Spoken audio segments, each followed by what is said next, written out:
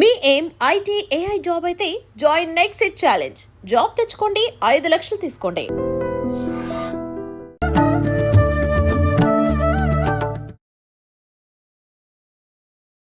నమస్కారం, welcome to iDream. ధర్మ మార్గం విత్ విజిత కార్యక్రమానికి స్వాగతం. ప్రస్తుతం మనతో పాటు ఉన్నారు ప్రముఖ జ్యోతిష్యులు, ఆధ్యాత్మికవేత్త మారెళ్ల రవిశాస్త్రి గారు. ఇప్పుడు వారితో మాట్లాడి మరిన్ని విషయాలు తెలుసుకుందాం. నమస్కారం అండి. నమస్తే.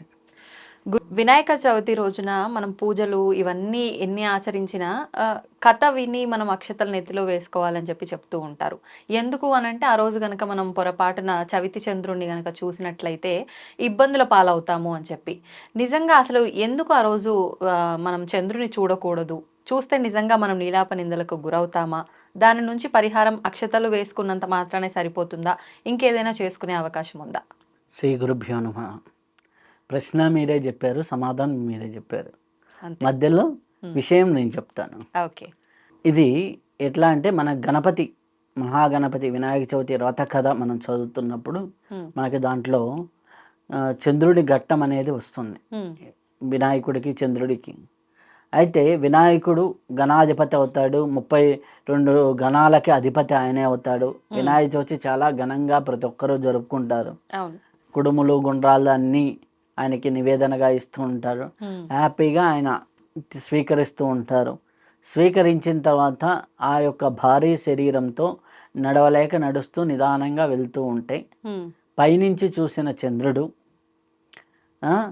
ఆయన సౌందర్యవంతుడు, సన్నగా ఉంటాడు చంద్రుడు. 27 మంది భార్యలు ఆయనకి. కాబట్టి అంత సౌందర్యవంతుడు కాబట్టి ఆయన ఏం చేశాడు, ఈయనని చూసి ఇట్లా ఇబ్బంది పడుతూ వెళ్తున్నాడని ఒక నవ్వు నవ్వుతాడు.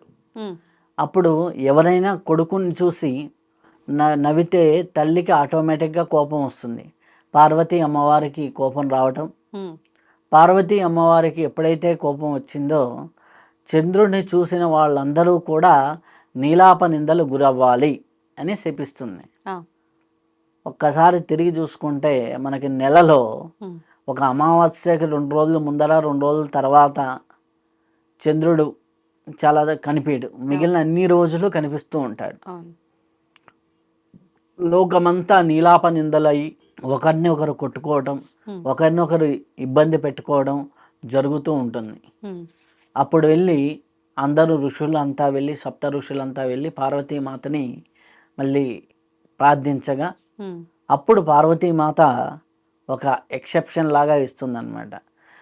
ఓకే, 365 రోజులు కాదు, నా కుమారుని యొక్క పుట్టినరోజు వినాయక చవితి రోజు ఎవరైతే చూస్తారో వారికి నీలాప నిందలు కలుగుతాయి అనేసి చెప్పడం జరిగింది.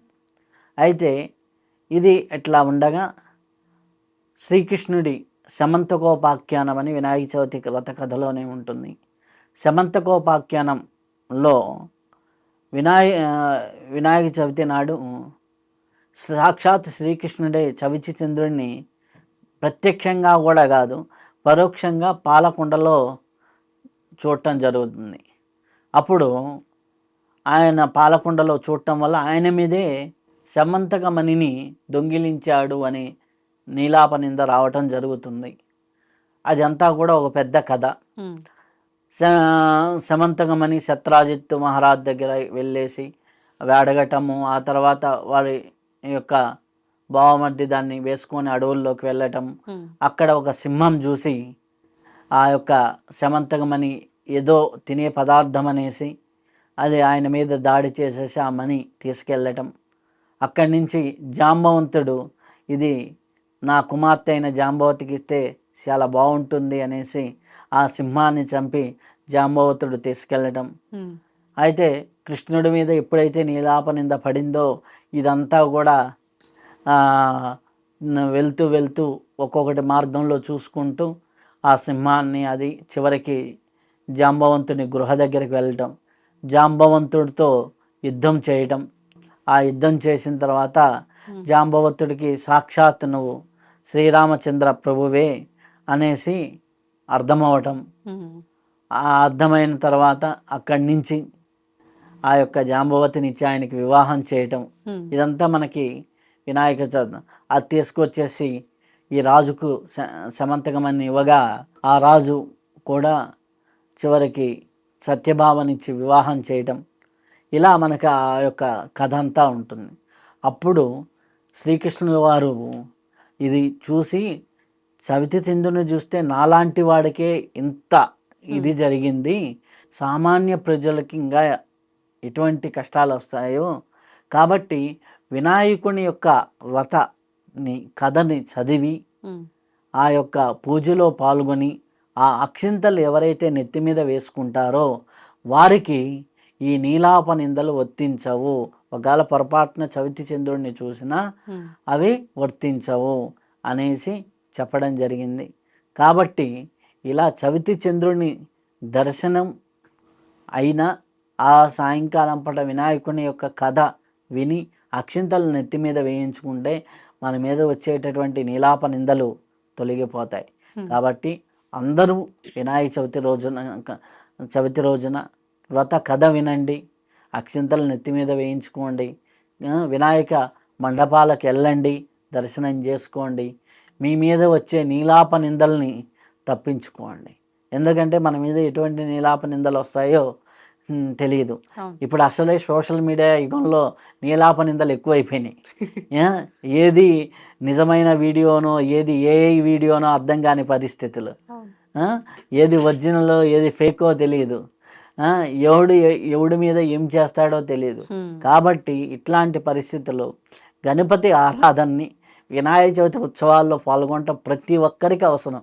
చవితి చంద్రుడిని చూసినా చూడకపోయినా ప్రతి ఒక్కరికి ఇప్పుడు నీలాపనిందల పరిస్థితి ఉంది. కాబట్టి చవితి చంద్రుడి ఇదే కాదు, వినాయకుడి వ్రత కథ వినండి, వినాయకుడి పూజ చేయండి, ఆ అక్షింతలు నెత్తి మీద వేసుకోండి, మీకు వచ్చే అపనందల్ని తొలగించుకోండి.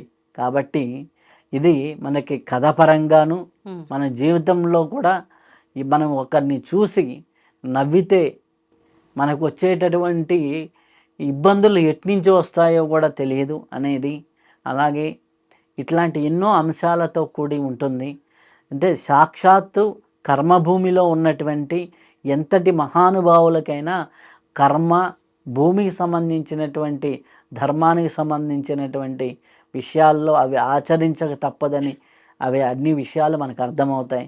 కాబట్టి వినాయక చవితి రోజున చవితి చంద్రుడిని చూసినా చూడకపోయినా అందరూ వినాయక చవితి వ్రత కథ విని మీరు అందరూ సంతృప్తి అవి.